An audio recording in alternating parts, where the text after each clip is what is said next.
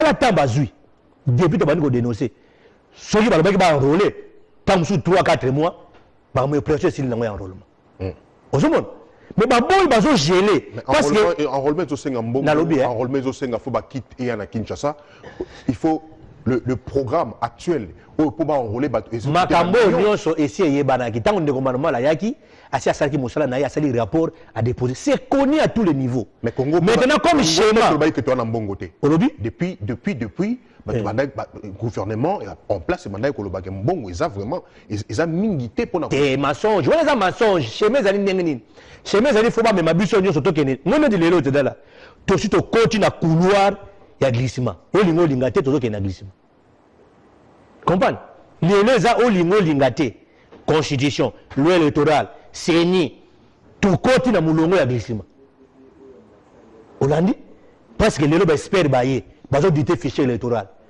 conclusion non ezala nini awa CENI asa lobi ke fichier na biso za fichier mo corrompu ba kiti na biso ebima libana ya mboka ba réseau mafieux et enrola ka bato et pesa bato carte d'électeur na rapport à CENI ezali rapport eza distribué na ba sénateur pe na ba député na son nyonso soko tengi rapport wana ko la CENI mao CENI lobby vérité mais ne comprendre pourquoi ndeko malmo la lataka muniere eza pour la vérité à lobby vérité na rapport na ye donc ba réseau mafieux zo bisa carte d'électeur donc ba pays voisin na biso nyonso surtout lelo baza na pouvoir ya kobimisa ba carte d'électeur CENI ezalaki na 178 antennes donc bisika oyo batiaki ba machine ba kit électoral de façon soki obungisaki carte na yo okendeke ba pesa yango maintenant ba kit wana ebunga ba yiba ngo soki bateka toyebi te balobi komona ba pays ba mboka ba paye donc même Rwanda, Ouganda, Burundi, Tanzanie, Angola. Donc bazo observer carte d'électeur.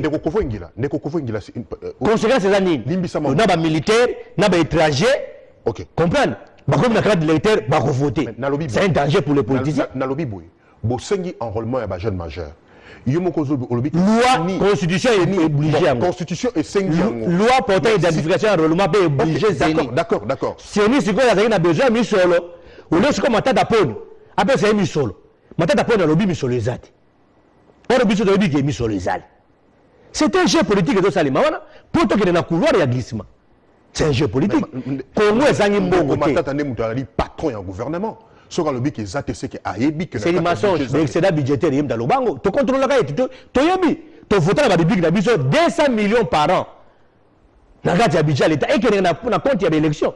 Le to ko ba to na 800 millions. Il faut être à la disposition à CENI. Mais ne pas le sur les athées.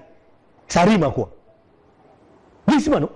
Donc, nous allons au Roman à l'élo. Bino Bozo Senga. Non, nous sommes juste allés malélo na Congo. OK. Et qu'on permette au Congo à la Kimiati.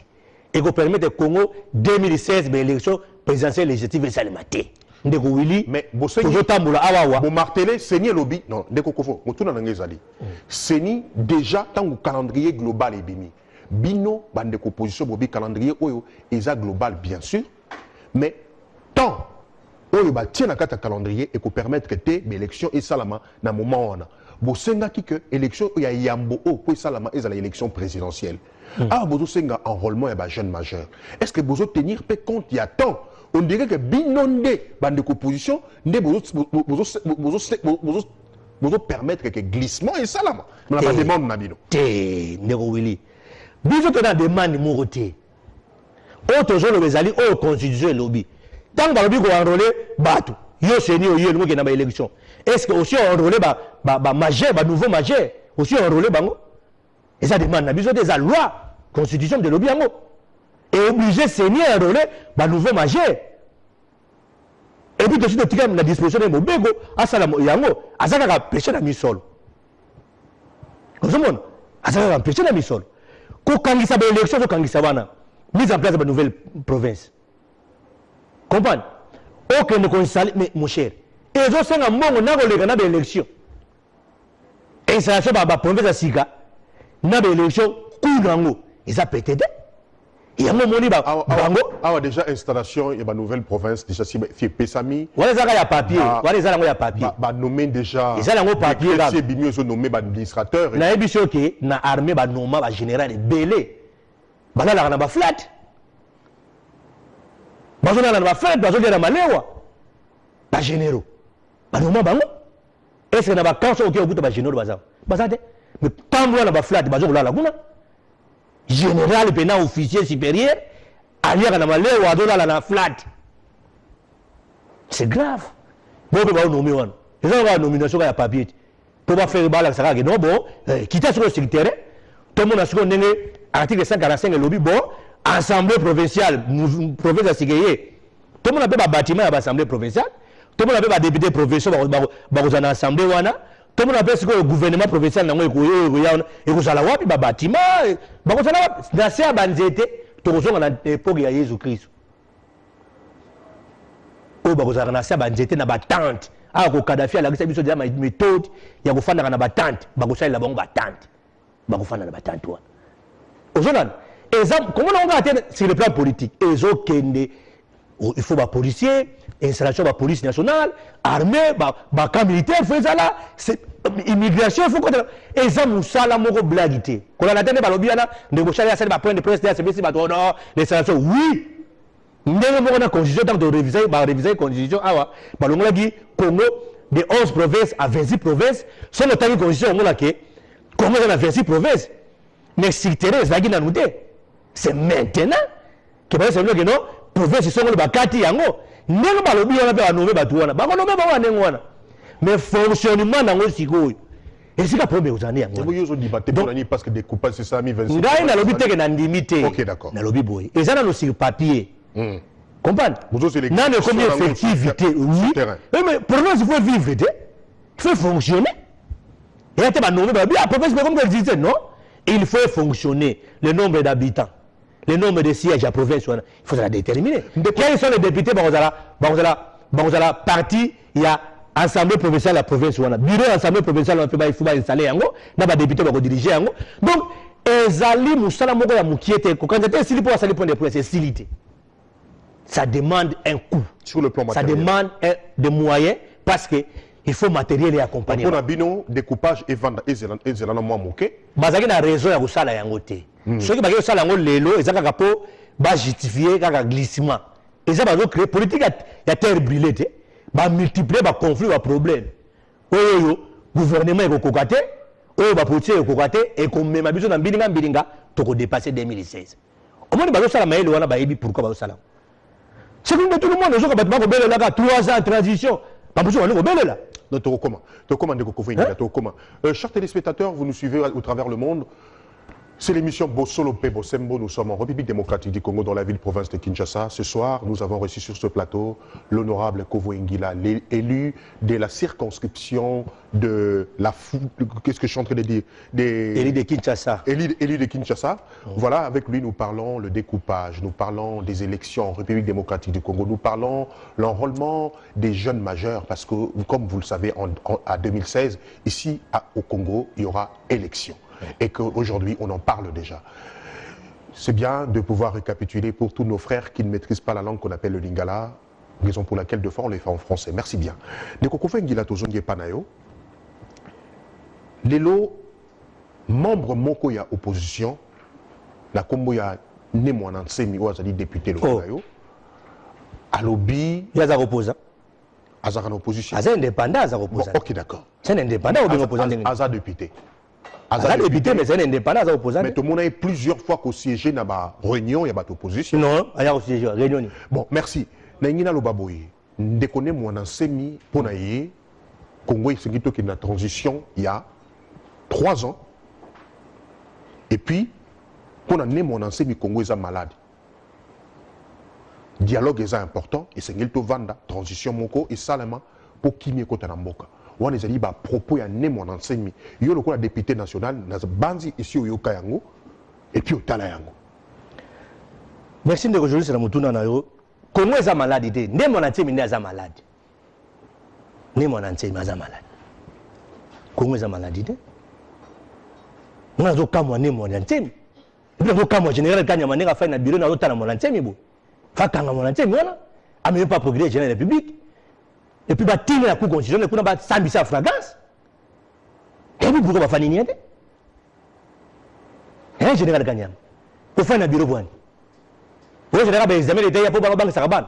Il faut banque Sabatounos. Il faut général Kanyama qui nous kanga mon antenne. Azoya même pas péché. Même Mwanda Ntemi de quel droit ya dofinga au Congo. Azu pouvoir dofinga ba Congolais wapi. Il y a le gars longue ya Congo. Baba na longue ya Congo. Obi longue ya Congo ngolo bani. Mukengeli. Yo mukengeli. Ba propos to bimisa wana eza ba kengeli. Eza ba kengeli te. Abi pesa comme ne Mwanda Ntemi. Esprit créateur a créé déjà nini. Ne Mwanda Ntemi a créé.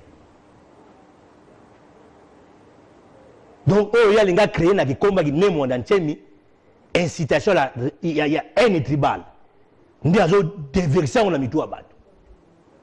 Ako finga ba luba, ako finga ba Swahili, ako finga bangala. Ne Mwanda Ntemi. Son vrai nom c'est Zakari Madiengila. Mukengeli. Mutu adonkaka. Comment on est ngwana?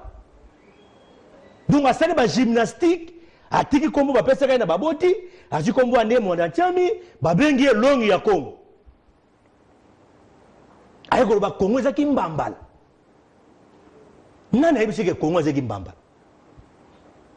Congo ezaki mbambala te. Siko bato bako sala mabe na Congo, bako teka ba arme, bako sala ki kuruna, bako respecter droit de l'homme te na Congo, bako nyoko la ba Congolais. Ya moni bango te. Azo bomba nini. Et puis ba propos na échanger. On m'a dit que le problème. Ne mon ancien mais ça libre. Ada d'abord libre le col congolais ya ko pesa ba kofinga congolais, kofinga ba congolais te. Eza li banzo te. Eza ba injure. Incitation à la haine tribale. Et c'est une fraction bakanga nango bato. Oui peut-être député mo bakanga ko na est. Bakanga pour na propos wana. Bakanga à la prison. Oui bien ngoti. Siko ne Mwanda Ntemi batiki pour nani. Yenda na mission au Kabola ba congolais. Il va échouer. Pas au goût d'un Simo Gimbang. A goût d'un qui va vite na ba Congo a okokate.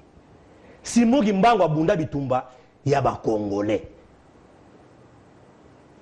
Mobutu lobi tata moko mama moko, c'est-à-dire nga mongala na koko bala mo Swahili eza mabete, mokongo koko bala pe moluba eza mabete, mais ya za contre yango ba Congo eza ba oza mokongo eza koloni na congolais eza congolais po boye koloba na congolais. Ah non, on comprend parce que vous allez comme bombi malam bombaka, mais ko bala école mususu eza mabete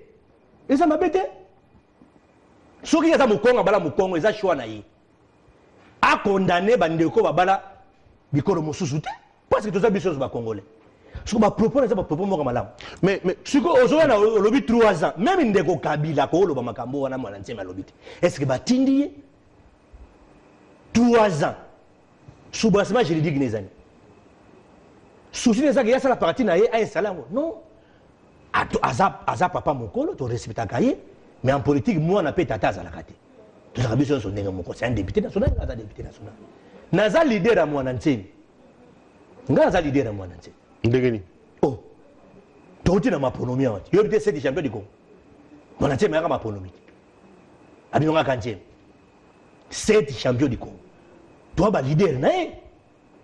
Et on peut te rappeler à l'ordre. Pour toi, ba leader, nae. Mais est-ce que Mwanda Ntemi, il faut un esprit pour s'engager les Congolais. Parce qu'il y a une ambition comme chef de l'État un jour. C'est un peu qu'il faut ça la partie naïe 3 ans 5 à installer en haut pour voter. Mais ceux qui ont un esprit pour Kabola les Congolais, président de la République va voter dans la province, va voter dans tout le Congo. Donc 26 provinces il faut voter. Ceux qui ont Kabola Batu, c'est-à-dire à comme un schéma à Mabé. Akotika la leader ya clan na bango. Comprendre? Akotika na clan na bango ko musika te. Akokina musika te. Alors tous on a besoin ya ba congolais wa za esprit au Kabola ba congolais. Mais ne mon ancien pour na que il y a problème ezali réel na Congo. Ba to ba vanda, ba dialoguer ba solo là. Dans la logique des choses, lelo pena opposition il faut porter plainte pour un crime contre l'humanité. Naneko matata ponyo. Oui, bien, pas Saline. Non respect à droit de l'homme. Dans la logique des choses, Matata pour ne faire porter plainte. na CPI asali nini aye na budget satanique budget maudit azo futo salaire policier a dit que ba policier ba militaire ba agent ba service de sécurité salaire na bango jamais le barodia le permettre les 30 mais yo yena budget be futa bango ndengwana eza ko boma batu mais déjà non raison de prendre peine à budget sur le plan des budget global mais oui à Congo yana ngote c'est un budget déjà au ezo et ko tia ba congolais à genoux. Donc, sur le plan des droits, il fallait pas y en avoir, mais à la place, il fallait y en avoir. Mais il faut augmenter le budget. Augmenter le budget. Mais moi, je crois que grave. Yo bien. Comment est-ce que Congo se cote Sambongo? Tu sais qui de l'eau? Le gouverneur va fournir bangote. Les lots ne nous ont la salani. PG la salle va point de presse à l'Ikamnina. Détournement. Va détourner le salaire là-bas. Non. Va détourner mon et c'est elle qui augmenter le budget. Recette na Congo est pays riche ko paranga nate Moïse Katumbi ça na problème pour Moïse Katumbi asuba problème pour Katanga zo ko disambongo ebele soko zui recette Katanga sala scandale mbongo leke ndeke wapi Moïse Katumbi akoloba toko sereye akoloba mbongo ko taka combien pe ke ndeke wapi Moïse Katumbi falo ba gouverneur nyonso oyo ndeko Kabila faut kanga eza makambo a responsabiliser luzolo te a ordonner ba arrestation na bango tous les gouverneurs aux arrêts okoyoka te okomona makambo ko na mboko ba PDG ba entreprise mais ils ont ba gouverneur ba gérer bien gouverneur ni na gérer ko leka Moïse Katumbi ce que ba lobi lelo Moïse Katumbi la yibi a gérer mabe bongo ce que ba na sena kimbuta buta boma vila kisasa Kimbuta bomi bila kisasa. Ilango poussière au sanate. Tambola mona ne ozarimi. Tambola oza masebe na kisasa. Donc ba dongo tambola na ba cache poussière. Po tambola na yo na commune na cité, il faut na cache poussière. Donc pour na yo donc ndeko Kabila il faut à ordonner arrêter. Omoni musée. Azana vitesse au sanate. So yo ga oyibi, ezama ma commission te dizwa et tia kuna. Et là, frère Nicolas, cra, c'est pas camion. Comment on a dit? Bagosanza. Comment on a dit Congo Zanambo? Tous ces gens au monde, ils ont comme un problème, passe à détourner Mbongo à Congo. Comme un Mbongo au Sanate. Au Tali Bandago Bago Somba. Au Tali vide dépasse Bago Sala. Il y a Congo Zanambo, Congo Zanambo, Mbongo Belé. Il y a un moment où on a dit que Congo Zali Kimbambala. Donc pour la soutenir Congo ça qui Mbambala te. Ce Congo ça qui Mbambala, les autres ont tout ça dans le guerre à est aux alate. Coltan cuivre bazo yiba na est kuna. Or bazo oyo Bosco Tangati. Ateka or na tembe. Kobate ba oteka ngo na tembe. Ebi makawa na Congo. Lelo Rwanda pays producteur ya cobalt. Yuda na Congo. Suyo benga Congo ki Mbambala. Donc, il y a des conditions il y a cercle et Ali Baba. Pour Congo, il y a des bateaux qui sont détruits. Oh, le bateau la justice. Moi, je suis na ndako, ba yusi no niyo kaza na kati. To hibite na kwani bango tu bakomi tout blé ba hibite ako bimila wa. Bakomi ndengo nati. Yo na to soutenir thèse wana ndeko Kabila il faut kanga bango. Pour démontrer que Congo est en Mbongo, pour démontrer que Bango va détourner. Bon, et ça m'a bêté. Est-ce qu'on a vu ça m'a bêté? Donc, Bakanga va opposant, sera déplacé à langage, Mukamat, Mufungue.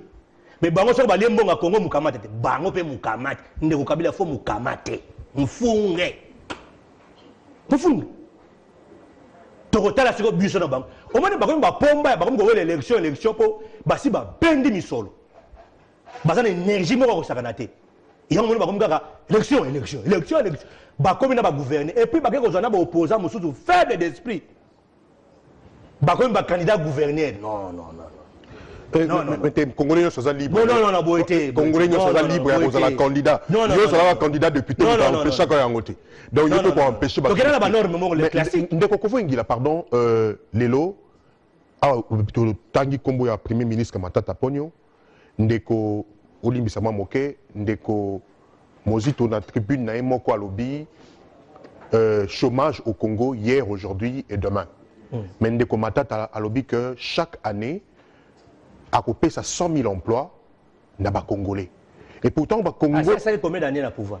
Congo n'a biso, Congo n'a biso ko déverser chaque année à peu près 2 millions de jeunes au bako 5 emplois.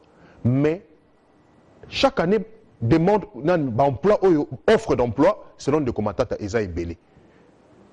Mais bisalango ba Congolais ba ko mononté. Yoza député national d'analyse de mon personnel. Ndeko Mozito lobby que le chômage lelo lobby pe lobby wana na kati ya Congo pauvreté ko continuer kaka. Mais bisalango eza wapi? Il y a un lobby. Ndeko Matata, il y a ancien premier ministre et un nouveau premier ministre. Il y a une guerre, il y a des chiffres, il y a un cadre macroéconomique, il y a un ici qui est mis. Ndeko Matata, il y a dit que azo kosa. Ndeko Matata kosa kabiso. Tout le conflit que nous avons, ce n'est pas normal que quelqu'un ministre qui vient à Congolais changer. Aucun de nos musiques lobby, les lobby pas après lobby. Chômage est ça. Cela veut dire pas si vous avez un Congo. Quel est l'élément déclenché de Congo le Congolais n'a pas? C'est un budget. C'est un budget. Ah, taba nommé ngai ba lobby le longa comme vice-président de la République. Na budget wana Congolais va souffrir. Ngai vie ko changer. Na no etenya bato. Vida mo ko changer. Ba master, ba ndeko, moi ba tumususu. Mais ba Congolais no so vie na bango tira la statique. Congolais va souffrir. OK. Tous ont le pouvoir pour nous servir, pour changer la vie à Congolais. Tout le monde dans la politique pour changer la vie à Biso. Il faut vivre à Congolais changer. Il y a 100 000 emplois. Et ça mensonge. 100 000 emplois.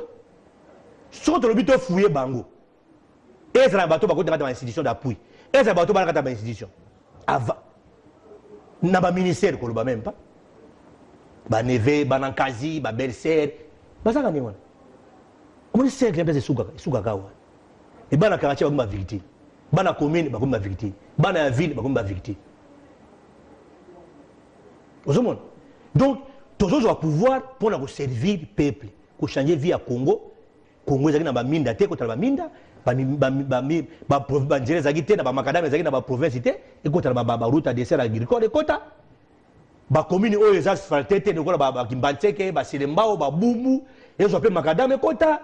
Mindeya bakaniveya babongisa bama bakalamu bongo bakalamu wana babongisa bakalamu na mona mapoto na mapoto bakalamu pe apoto esika bato bafanda bazuza mupepe bako solola moi fraîcheur ezali biso bakalamu na biso solo zo ke bona kobela ozomona siko jema ko sale masiko na kisasa donc pour la budget pour la budget ne zo boma biso pour ceux qui ba gonfler budget automatiquement soldat c'est babito China $500. Ba policier ya grade assez $500. Tomata likolo. Comprendre? Okomona ke via ba doto ko changer. Mais comment ba doit ça na Congo ba la passe? Même biso ba député toujours souffrir. Le so bi député souffrir ba bi ah donc député souffrir ne ba député bo souffrir après. Unique institution. Ba autorité kaka biso. Ne to liaka mbongo na biso ya salaire na peuple. Mais ba ministre va dire na peuple état. Va dire na ma belle famille na ba massa na ba. Ozona. Beaucoup de tribunaux va dire na banana. Kaka bango. Ndeko kofengila to. Donc ba konjiro ba liaka mbongo na bango na peuple. Ezaka ba député. Yo monis que ba député ba na passe. Parce que degré ya souffrance dans la cité lipa ya ko defu. Maman mapa a dit ça mapa a kongola ba nyongo. Papa to ki même maman mapa. Pour un nyongo ali pa même 1000 francs 2000 francs. Ba pisona ko 200 francs. Non papa batami pour 2000 francs ko siko lala papa to bela lali. Dans la mukita linga te so lali bala musai. Njoka kimi maman lip. Pela dama na maleo. Vous comprenez? Siko bino bolobi tout ye ndemo na ntien longi ya Congo entre parenthèses lobi 3 ans.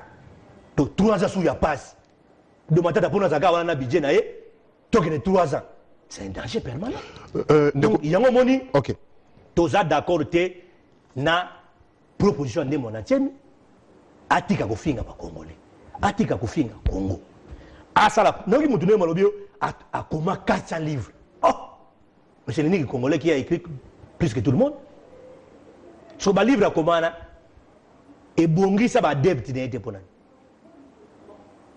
échanger via ba Congo na ba Congo de bona. Ata pont. Atongate. Abomisa ba tuna ba ko. Likolo arrogance na ye. Apesi bana banzete na ba machete. Baliba bunda na armée na la police nationale. Kanya maneka za na police nationale yo sa résistance. So ba de lo ba so longa place on sa teti kanya mana na équipe ne wan. Ya likof yo résister.